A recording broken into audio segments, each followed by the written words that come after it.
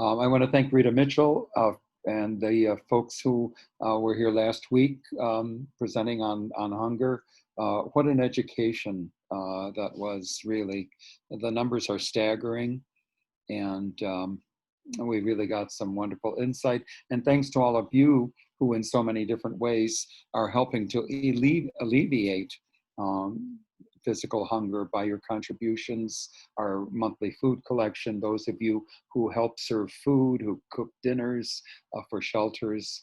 It might not seem like very much when you drop a bag of groceries off, but you collect that with everybody else. And if every community would be doing that, at least we're making an impact in lessening the hunger. Tonight, we're happy to have Dr. Fred Piazza with us. I want to let Fred know that I didn't ask you to come on just because your wife, Jenna, was with us a few weeks ago on prophecy in the Old Testament. You know, some of those prophets were doomsayers. So we hope you're bringing us some yay saying and some good vibes that we need at this time. When I first emailed with you, one of your emails used the term multiple stressors. That really sounds bad, doesn't it? Multiple stressors. And yet it's a perfect description of what we've been facing now for, well, this week makes 6 months since mid-March and the COVID shutdown and entering COVID kingdom. So there has been a lot going on in people's lives. And you titled your presentation for us, Maintaining Good Mental Health During Very Difficult Days, a very difficult time, and it couldn't be more apt. So welcome, Fred. The floor is yours, and I hope that those who are online with us will, if you have any questions, pop them into the chat box, or at the end of the presentation, we'll have time to ask Fred any personal questions or insights that you might want to share. So Fred, a little bit of your background and Sure. Anyway, John, thank you so much. And I appreciate being here with all of you at St. Perpetua. I'm really impressed that you've been holding these weekly town hall meetings for several months now. It speaks to one of the things I'm going to talk about a bit later, about the importance of interpersonal connections and social relations, which is so vital right now. But thank you. Just quickly, I've been a psychologist for over 40 years. I had the good privilege of working with one of your fellow parishioners, Mary Olewin. She and I were together at Kaiser for many years. And most recently, I've had a private practice in Berkeley. But like all mental health professionals, I've been working telehealth ever since shelter in place happened 6 months ago today, March the 16th. So this is the 6th anniversary of isolation. And we can all remember back in March how we imagined, how maybe by June or July at the latest, we'd be returning to some semblance of normalcy. And here we are 6 months later, and it looks like we're really into this a bit more as what they call an ultra marathon. It's the emotional equivalent of an ultra marathon. So maybe just to pick up on something that John was saying here at the beginning about, stressors and the environment in which we're all operating right now is, permeated by at least 6 significant stressful situations. Now, first and foremost, of course, we think about coronavirus, COVID-19. Since it came on the scene, it's changed our lifestyles profoundly. Again, 6 months of shelter in place and isolation. So it's been a stressful situation that also prevents us from having access to the thing that we most often do when we're stressed, which is connecting with close loved ones, hugging, all kinds of interpersonal connectedness. But in addition to the COVID crisis, we're well aware of economic uncertainties with, literally tens of millions of Americans having filed for unemployment over the course of the last, several months, and so many questions about what the future of the economy holds for all of us. The wildfires, we've been reading that 8 of the 10 largest wildfires in California history have occurred in the last decade, and 5 of them are currently burning. So here we are, as John was commenting, yesterday was day 29 of significant, damaging air. And there have been just tremendous calamities for so many people, living within our state. The fourth area that's impacting all of us is the pain over racial injustice, the ongoing societal reckoning that we think about, we feel about, we watch it on the news. It's a challenging time. I know this from many people I talk to, and I suspect that you'll have your own stories. All the confusion about reopening of schools and all the anxieties that students and parents were feeling and are feeling as this is unfolding in numerous different ways. So, and again, permeated by so much uncertainty and so much anxiety. And finally, something that many people talk to me about is election-related anxieties, compounded, by the worries that many of us have about, voting, mail uncertainty. So that's at least a half a dozen significant stressful events that are part of the environment in which we're all operating. And that's not really speaking to our individual lives and all the personal kinds of circumstances that we have. So I'm telling you something you already know, and I'm not going to get stuck at this point, but just kind of honoring that this is a very distinctive time in our experience. Most of us who've lived many decades have not experienced a year like this in our lives. And it's been the convergence of so many things that have really, touched us, so personally. It's almost quaint to think about the early stage of the pandemic, way back in March, when we thought it was going to be much more short-lived than it's turned out to be. And remember that the news then was, filled with stories about the shortages of toilet paper, people hoarding, needed items, how everybody was acclimating to Zoom. It was unfamiliar to most of us, and here we are now. This is a familiar situation, seeing many of our friends and acquaintances on the screen here. I remember the first time that I went to a grocery store and there was a line of masked customers waiting to enter the store. And I thought, this is so bizarre. I took a picture. Well, now this is how we've been living for months now. And so all the things that we've gotten acclimated to, and these things seem like they were years ago, not just months ago. And finally, as everybody was restricted to their households, it was interesting the things that people gravitated to. So we found that there was a run on puzzles. Somehow assembling puzzles had a whole rebirth. Sourdough starters, there were people making sourdough all over, the country and maybe the world. Bicycles were a hot item as people were avoiding public transportation and trying to get exercise and do something that was going to be healthful. And home exercise equipment. One of my clients told me that after all the gyms closed, they were desperate to find barbells or any kind of equipment.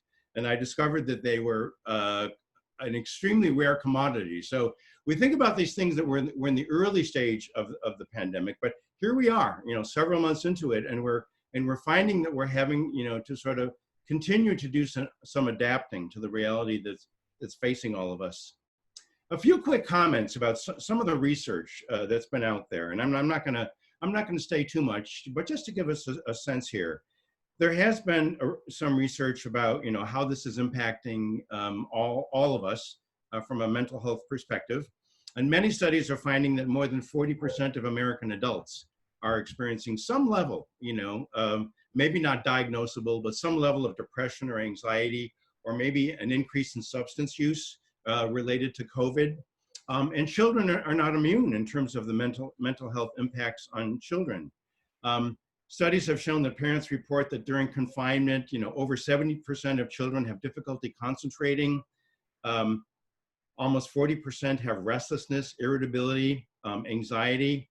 Over 30% of children have feelings of loneliness. So the whole age span is impacted. But interestingly, looking at some of the research that tries to identify things they call risk factors and protective factors, they actually find that age is a protective factor. And kind of makes sense, which means the longer you've lived, the more you've developed, some skills at managing difficult things. And this is my experience in talking to some of the young adult clients that I have.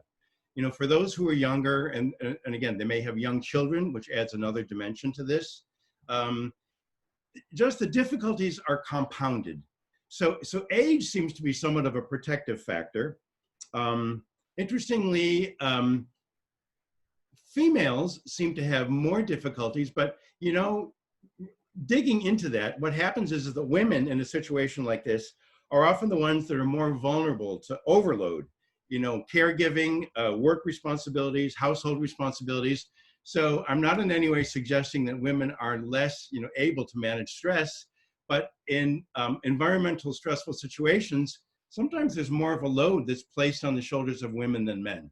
So we could have a discussion about that, and you all may have some different perspectives about that also. But one of the things that I found so interesting was that the single most significant risk factor for possibly developing some mental health problems was loneliness. Just think about that for a second, loneliness. So the experience of disconnectedness, the experience of being out there in the world in the midst of a really kind of alarming, anxiety-ridden time, and yet having greatly diminished access to other people. It's why you do town hall. It's why there are numerous you know, technology-mediated communication mechanisms have sprouted up, because of the recognition of how profound the impact of loneliness can be on people at a time like this. And the most powerful protective factor is spiritual well-being. Now, isn't that interesting? They had a way of measuring spiritual well-being. And again, talking to the community of St. Perpetua here, you know, this is it's an especially kind of a poignant point to emphasize.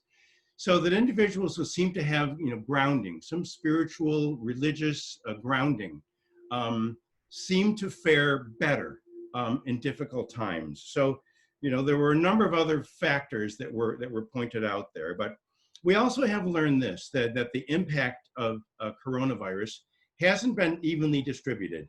And there has been so much that has been, you know, spoken about you know, people of color and those of less economic means. And we know that the frontline workers have been hit hardest, you know, by COVID, just in terms of the physical health consequences, and of course the associated mental health consequences, because it may be that's the population that's disproportionately, you know, keeping our grocery stores open, our transit systems running, caring for the children and the elderly, you know, cleaning up buildings, serving food.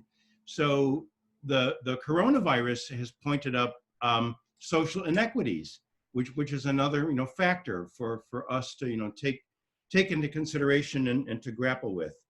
So again, you know, some interesting things that we have learned about just the general effects of COVID. And I was going to start my presentation. I forgot to say this in the beginning. I was going to ask if anybody here has not experienced any level of stress in the last 6 months, then much of what I say will not be the slightest bit relevant. And you may want to go watch a TV show or something right now. But I have a hunch that is a rare exception of somebody who hasn't really felt the effects. And I'm not saying that it's created, you know, significant identified mental health problems, but it has upped the level of stress that has been widely felt, you know, by literally everybody. So what I want to do this evening here is I want to share some ideas that I have, and, you know, hopefully then, you know, leave some time for some dialogue, and I have a strong feeling that each one of the points that I raise will resonate with various members of the group here, and you will have wonderful examples, if time allowed, for you to share illustrations of how those points may have come alive in your own life. So what we want to think about is, you know, during this period, you know, where there is a lot of uncertainty, and our physical health, and especially that of others. I mean, we always emphasize that it's not just taking care of ourselves, but it's thinking about the healthcare workers in the hospitals, and it's thinking about, you know, the people who are working in the grocery stores that we patronize, everybody else, you know, whose health we need to be attentive to. That's the sense of community and connectedness that we don't want to lose sight of during this time. Our mental health depends on our ability to pay attention to the key needs that we all share. So I'm gonna name 10 areas, and I'm going to sort of list them one by one. And I think John said to me that these may be available. I gave John a brief kind of a write-up of this, and it may be available. He can kind of share this at the end, either on the parish website or whatever the mechanism that he uses. And the first thing that I want to say is this. These are kind of areas that may be critical to consider in terms of maintaining good mental health. Number one is don't try to cope, try to adapt. Don't try to cope, try to adapt. What do I mean by that? So those words are very, very similar. But when we think about coping, we think about like surviving, like getting through a really hard time. When you're coping, you have your attention on all those things that we're missing. We're missing restaurants, we're missing going to movies and plays and musical concerts, we're missing hugs. So we're trying to sort of get by on a day-to-day basis. So we're waiting till that day comes when we can get back and do all those things that are missing from our lives. And along the way, when people are coping and trying to survive during a difficult time, they often turn to things that actually may be unhealthy. They may sleep for hours and hours. They may eat more or less than they usually do. They may drink more than they normally do. All kinds of coping, because in some ways, the immediate reality is just so uncomfortable. So what's different about coping versus what I'm calling adapting? Adapting is not so much reacting to the situation, sort of longing for the fastest return to all those things we're missing, but it's taking more of a kind of a planful approach. Trying to think about new practices that you might, create in your life, that might actually lead to longer term thriving. So that sounds kind of idealistic, but it's an idea that I might encourage you just to think about. And I know from the people that I talk with in my therapy practice, there are so many amazing examples, and I suspect this is true in this group also, of ways that people have adapted and how they've created new ways of being that really weren't a part of their life before, that actually have given them some newfound sense of fulfillment and satisfaction. So I'm not suggesting that this is easy, but I am suggesting that it's maybe something to think about. If you find yourselves being more in that coping style, just kind of getting through on a day-by-day kind of a basis, and thinking like, well, gosh, how can I make the most of this day? What are the things that might deserve my focus? So that's number one. Number two, in terms of, trying to preserve our best mental health, it's an obvious one. Connection, connection, connection. So here we are in this town hall, beautiful example of that. So since, shelter in place and COVID isolation, calls on us to be looking at our fellow human beings as possible sources of infection. This is kind of a strange thing. Rather than human beings as being a source of warmth and affection, and we want to share hugs and handshakes and so forth. Now we've developed this sense of wariness and the 6 feet distance. I wonder how long it's going to take our brains to sort of unravel that somewhere down the line.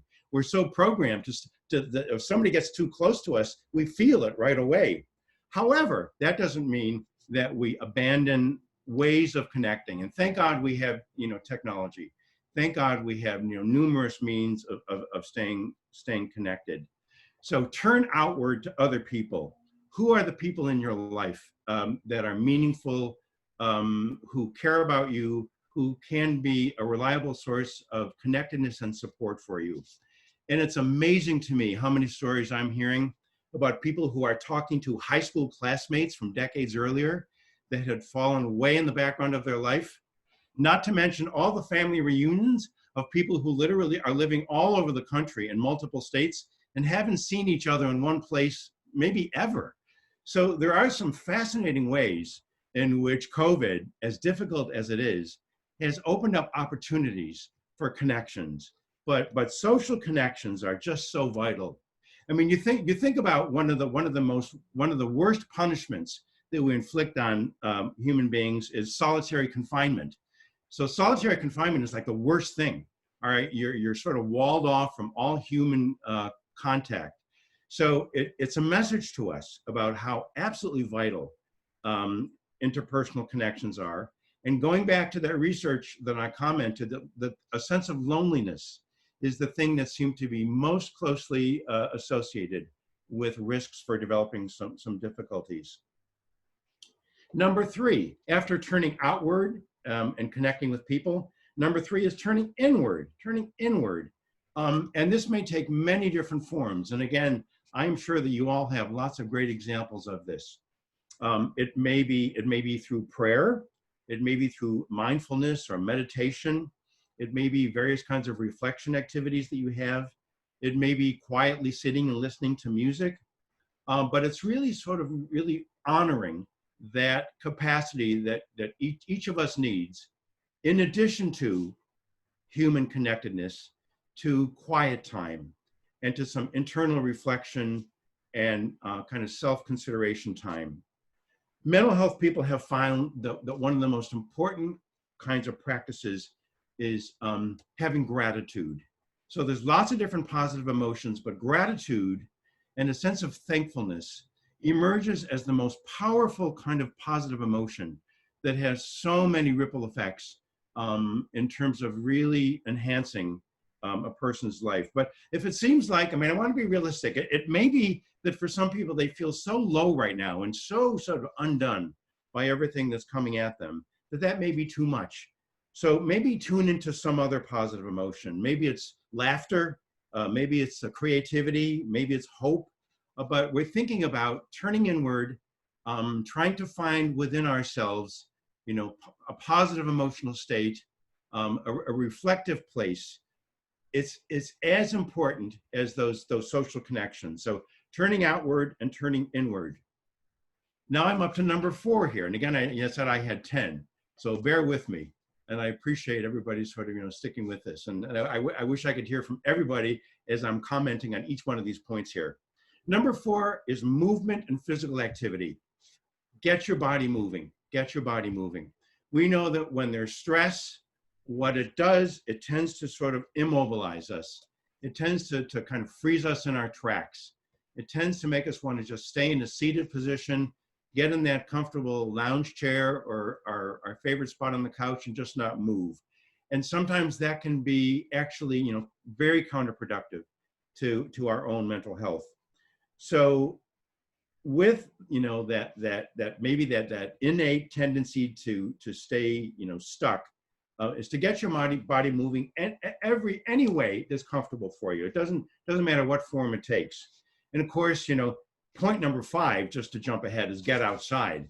So 4 and 5 have been really hard the last month. So you all know this, that during coronavirus, for a lot of people, their salvation has been getting out of the house. And it has been, going to either a safe nearby park or an open space. It's been walking. And with 29 consecutive days of poor air quality, people have had the double whammy of coronavirus and being isolated and not even having, safe opportunities to get outside. So I hope everybody took advantage of today. From what we hear, it's not going to last too many days, or at least the return hopefully will be, much briefer than what we've experienced. But coming back to number 4 here about activity, walking is the most comfortable and common one that people do. It may be biking. I made that comment before about the bike shops are sold out. Everybody is trying to get a bike, a new or a used bike, and it's actually, kind of a wonderful thing that biking has, experienced such a resurgence. Maybe you do yoga practices. Maybe you just like to, turn on some music and dance. Moving your body. From a mental health standpoint, when people have anxiety, sometimes the best treatment is not so much like psychotherapy. It's like get moving. Literally, get moving. That's kind of the way that our thinking has evolved over the years. So moving our body in any way that our body allows us to. I mean, people, they may have bad knees or they may have, whatever difficulties, but whatever form is possible for you. Number 5, which I've already alluded to because it's so closely tied to number 4, is getting outside. And it's not just about, moving your body and exercising, but you all know the experience of connecting with nature. So when you're under a lot of stress and you literally, shift your position from, the confines of the walls of your house to going outside and feeling the sun, feeling the warmth of the sun on the back of your head, feeling the air, hearing the birds, there's something very, very, fundamental that does for our mental health. There was an approach that I think started in Switzerland, and it was especially sort of appropriate, during the time of pandemic where we are discouraged from hugging humans, was to find a tree and hug a tree. Now that sounds pretty bizarre, but if anybody in Lafayette, now sees you hugging a tree, they'll know that you heard that idea here, and that what you're doing is actually a positive step that you're taking for your own psychological well-being. But connecting with nature, and doing it in a way, that really allows you to sort of feel the gratitude, referring to something that I talked about before, because how can you not look at a magnificent tree and just be in awe that creation included that, among its beauties? And if you are somebody who has like a really kind of demanding remote working schedule, which is the case for a lot of adults now, so, there they are, their home has become their work site. So they're really, really confined. A lot of people have talked to me about this, how they really miss the experience of like getting in their car and driving to work, the things that they used to complain about. But somehow it was a point of demarcation. They would go to a different location, they would see their coworkers, they would share, some tidbits of information, get a cup of coffee. They'd drive home at the end of the day, have the experience of decompression. All that's gone now. So for people who have, the added stress of remote working, and I will tell you that, of the people that I talk to in my therapy practice who are working remotely, there's not a single person who said it's easier than working in the real life workplace. Everybody has said it's more exhausting and it's more stressful. And I think it's getting better. I think part of this goes to people didn't know how to deal with Zoom early on. And so if you had a job that was requiring you to have like 4 consecutive Zoom meetings with a bunch of people, and you were looking at a screen and the meeting was maybe not organized and people didn't know how to mute their microphones, and there was all this kind of crosstalk, and it was utterly overwhelming. But I don't have the fantasy, and this is true for kids too. I don't have the fantasy that kids doing, quote, distance learning is easier for them. In a different way, I mean, our brains were not really programmed to operate this way. We're grateful to have this option, but it takes a toll. So even if you're doing remote work, open the windows, assuming the air is good, so you can maybe feel the air coming in, maybe you can hear the birds, connection with nature. So how you doing with me? So I'm halfway through my list. I feel like I'm talking so fast at you, and part of the structure here is I don't get a chance to hear you say like, oh, that's a terrible idea, or I would never do that, or that makes sense to me. But maybe at the end, I really do want to hear from you. Fred, it's John. Yeah. If you want to, let's take a couple minutes and see anybody that might want to raise their hand and say a brief word about those 5 stressors that you've listed so far. The whole notion of coping versus adapting, connection with others, looking inward, movement, and getting in touch with nature. I know personally from hearing of people who have now have a regular nature walk that they take Yes. on a consistent basis, and it makes all the difference. So if there's anybody that has any comment or thought at this point, Any of those 5 points, great idea, John. Let's open it up here. Yeah. Okay, well, I'll say, this morning, I'm one of those people who walks in nature a couple of times a week. And this morning I was able to do it for the first time in a couple of weeks. And it was just amazing, that connection with nature and the divine, and just smelling the redwoods. And it was just amazing. You are restored. I am restored, yes.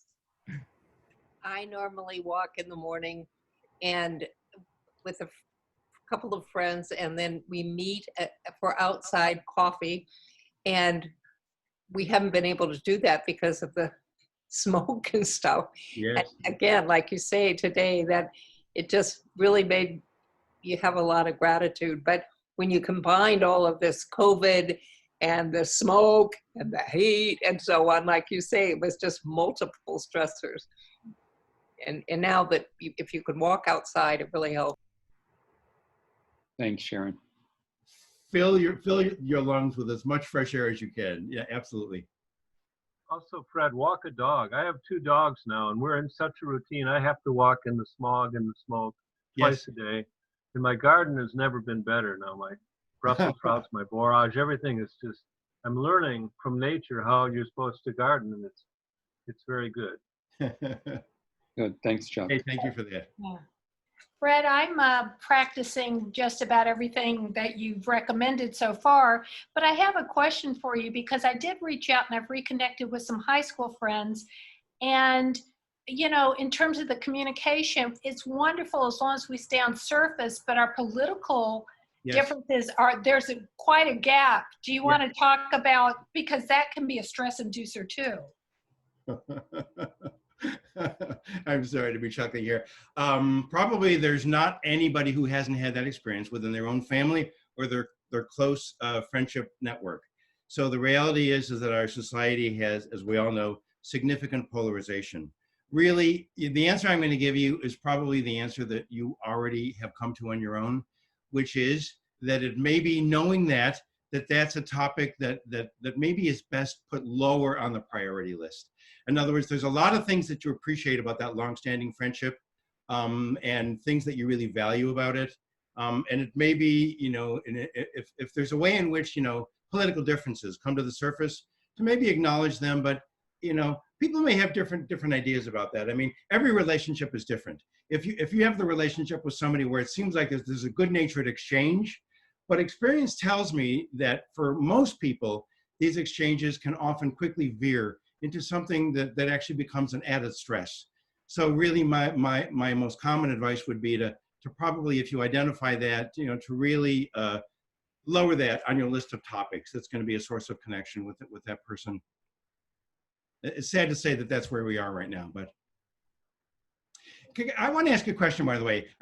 Did anybody, the first thing I said about coping versus adapting, and about adapting being, you know, sort of planning a new way of operating, not just kind of focusing on waiting for that day when we could return to the life we knew before.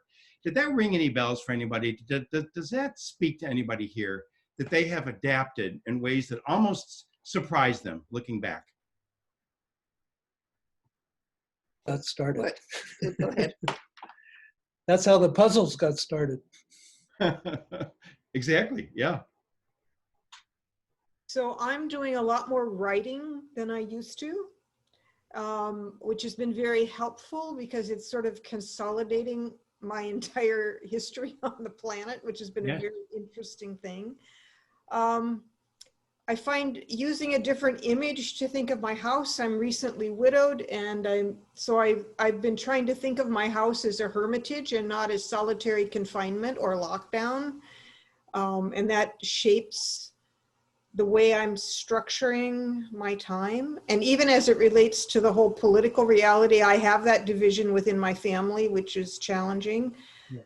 I'm doing two things. One is I'm finding I want to listen to my family members, not about politics. Yes. I want to hear their story from the inside out and see if I can come to understand how they got to where they are, maybe without going into the political thing. Yes. And I'm actually taking a course. I can say now I'm going to Yale. I'm taking a course on morality in everyday life, which is about how do we come to kindness and compassion and different people's stances on morality, so I can try to understand better different folks. Hey, is it Suzanne? Yeah. Suzanne, can I ask you, would it have been less likely a year ago that you would have done some of these things? Yes, some of this is made possible because many of the same adaptive skills that I'm using to cope with this reality are the same ones that I've learned to use with grief. Yes, okay, thank you. And leaning into the feelings rather than trying to paper them over or whatever. Let them have their way. If I need lament, and just do it and then let it go. So that helps. And Suzanne, I love hermitage versus lockdown. I love that. Those two words say such totally different things. Thank you. For myself, Fred, I need to move more into the adapting skills, because it has felt like coping, like I can't wait to get this over with. Yeah.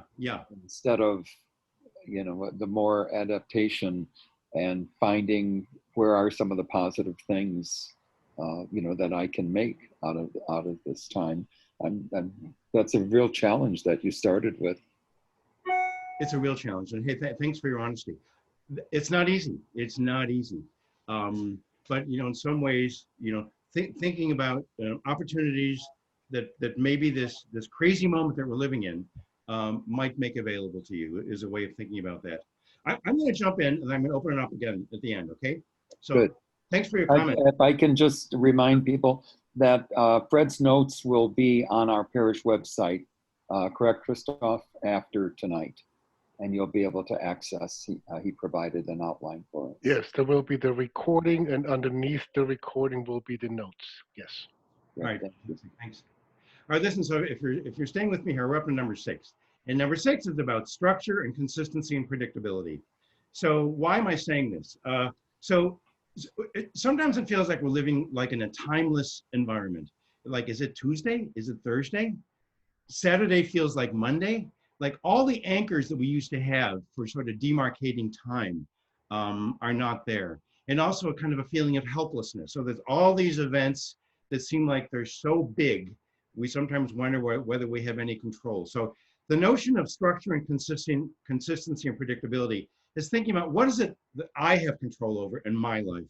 And it may be something as critical and as simple as like organizing my day, keeping on a fairly regular routine with bedtimes, wake up time, meals, exercise. Sometimes it can be really sort of psychologically comforting the evening before to think about the next day and to plan what you want to do. I want to call this person. I'm going to do writing for an hour, whatever it is. That seems to just really serve our human needs better than sort of waking up and feeling like another formless day. Oh my God, all these hours ahead of me, I don't know what I'm going to do. So thinking about, your ability to sort of bring some degree of structure to this, this difficult time that we're in here. Number 7, and I'm sure that St. Perpetua has a bunch of examples about this, meaningful engagement, be of service. This is about reaching out, not just communicating, but it's about acts of kindness. It's about thinking about your neighbor who lives alone, who may need some assistance. It may be thinking about the local shop that you patronize because you're worried that they're going to go under with this protracted economic downturn. Even small acts of kindness, small acts of reaching out to somebody else, for each of us who are the givers have strong and immediate mental health benefits. This is about having a sense of purpose. We don't want, this time that we're living in right now to rob us of a sense of purpose, to feel like we've been victimized by all these circumstances that seem to be so beyond our control.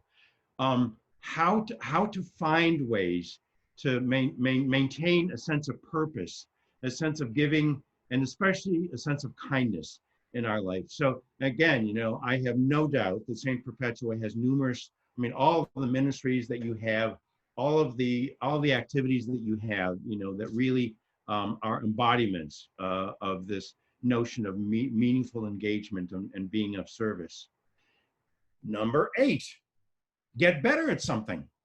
We think back on all those days when we thought, gosh, if I just had a day, I would do X, Y, or Z. So now we have lots of days. We have lots and lots of days.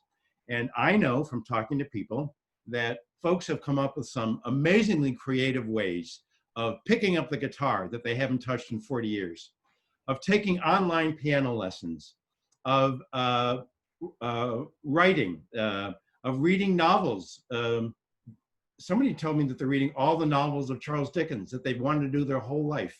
So, thinking about, getting better at something or doing something, or maybe it's people are cooking in more careful ways. Not always, but a lot of people, sharing recipes, maybe, even sharing Zoom meals with somebody, talking about the recipes that have been prepared. But the notion of like, okay, I'm going to use this time to make my life better in some way. I'm going to do something that I've been wanting to do for a long time that requires some time and investment. And maybe I have that. So that's another one that I wanted to include on the list. We're down to the last 2, and number 9 is change your state of mind. what I'm getting to there, it's not unreasonable that there's going to be times when we sort of get into a funk. We get into a low place. We feel disempowered. We feel like, oh no, not one more thing. Oh no. You know, you check the air quality index for the day. Oh no, I can't take a walk today. You turn on the news, you know, oh no. I mean, there's lots of reasons to say, oh no. So, you know, if you find that you're just really you're sort of ratcheting down, you know, I'm not saying you're getting like into a state of depression, but you're ratcheting down and you sort of are aware of that. You know, work as hard as you can to try to keep things in perspective and identify any actions that can reliably kind of help you to feel better. So maybe it's exercising, maybe it's moving your body, doing something, maybe it's taking a bath, maybe it's playing with your dog, maybe it's calling a friend, maybe it's watching, you know, some silly comedy on TV. You know, focus on things that give you joy and meaning in life. So it's a way when you feel disempowered and you feel just kind of overrun by everything that's coming at you, is to realize that you do have some control over this. I'm not saying it's easy. I'm not romanticizing this. This takes energy. And you know what many people tell me is that the hardest step is the first step. When you feel deactivated, the hardest step is like getting reactivated, because you sort of have gotten into this slump, and it's just, you have all these great ideas in your head, but making them a reality gets to be so tough. Sometimes it may mean bringing a partner with you, you know, somebody you say, check on me tomorrow and see if I've done this thing I've said I'm going to do, you know, see if I've really, you know, exercised for 20 minutes like I'm making a promise to myself.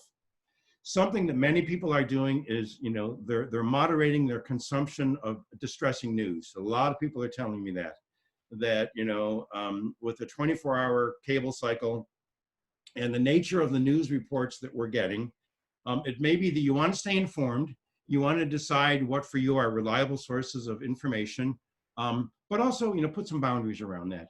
Because I think that we've all had the experience of sometimes, like, you know, diminishing returns, like too much is too much. And so that may be something that's going to be in your best interest. And finally, we get to the last one here. And the last one is not to be underestimated. And the last one is be kind to yourself.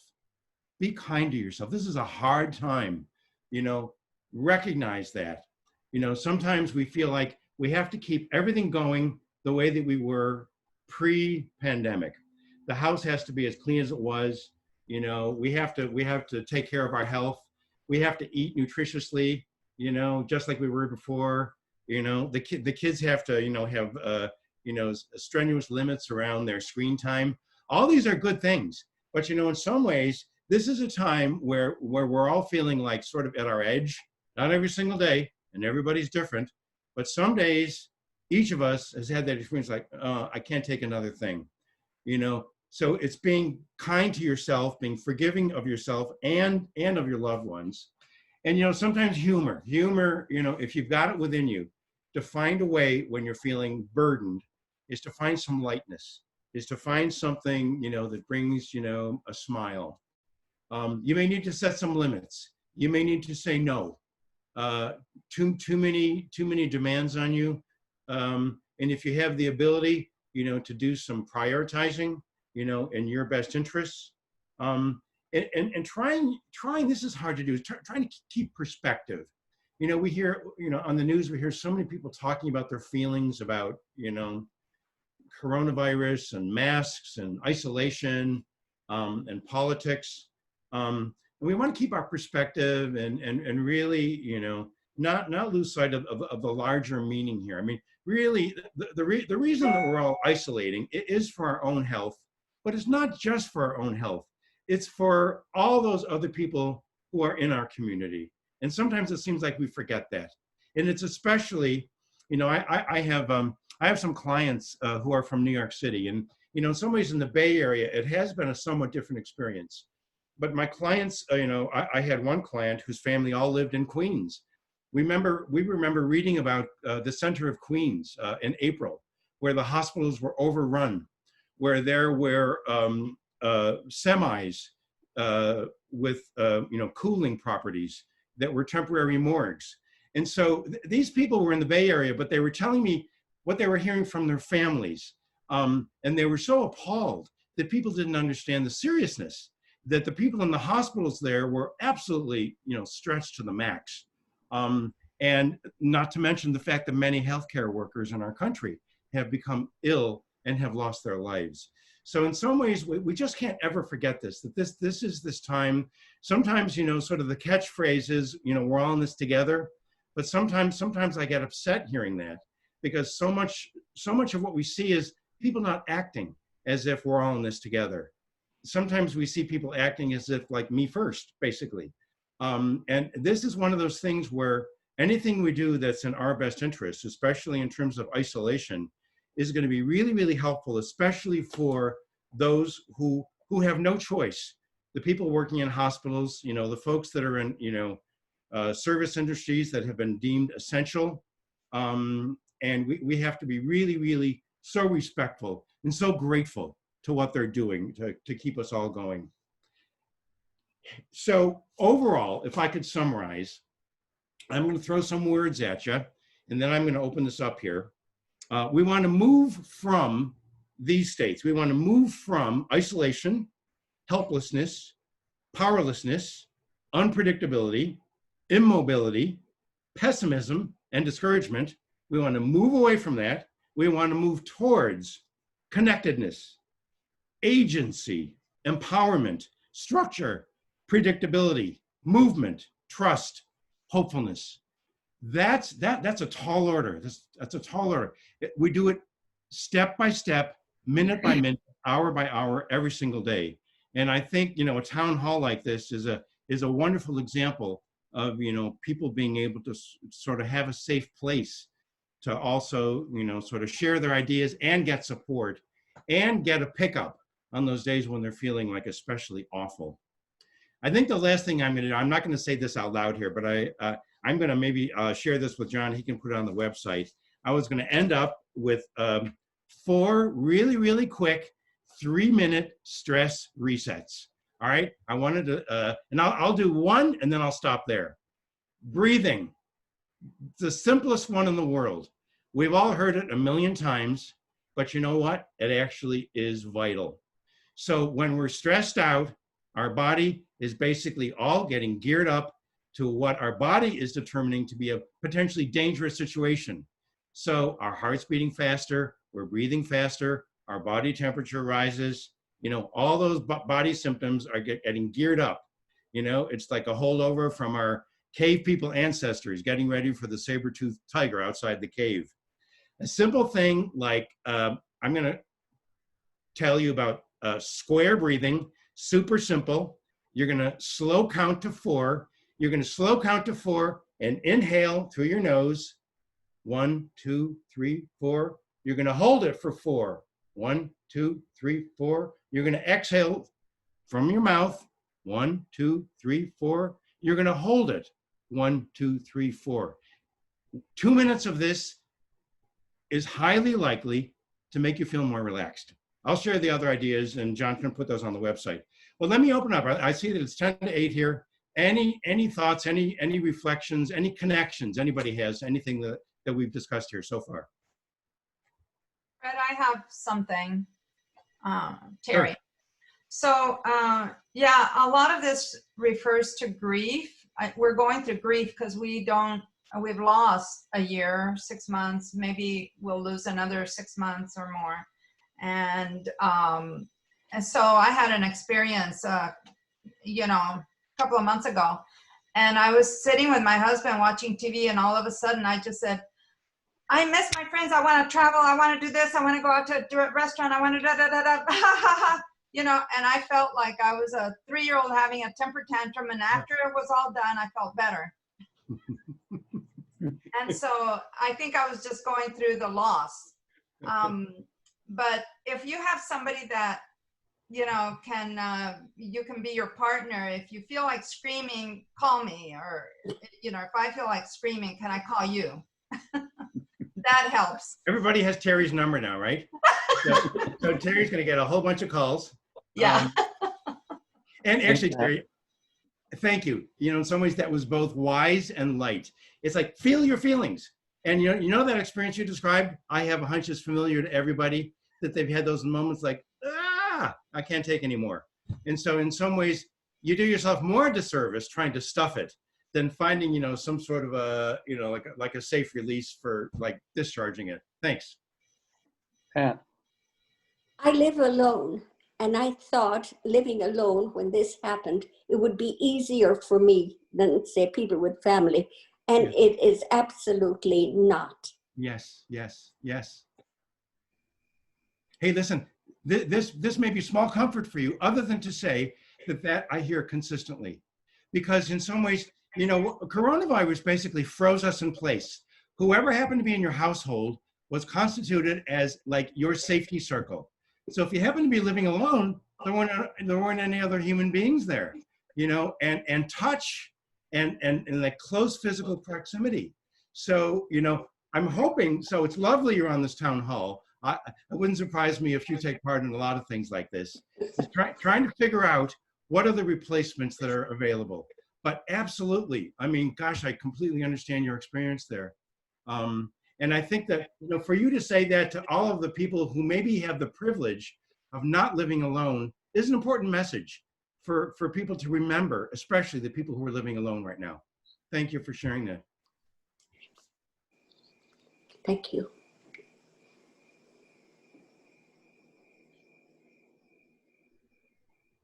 Joan, you have to unmute yourself. There you go. I just want to say thank you to Fred. I feel I'm doing a lot of what he's expressing, but I also live alone. But what really helps me is I have a pet. Yes. And my little dog is my saving grace. And she's always around me. She's moving. I see something. I have to care for her. I get out every day, take her for a walk, and I meet other people while I'm walking to be able to chat with them. And that is very helpful. Is it Joan? Joan, yes. Joan, I'm sure you know that the animal shelters have been emptied everywhere. So that everybody has been desperate to get a dog or a cat.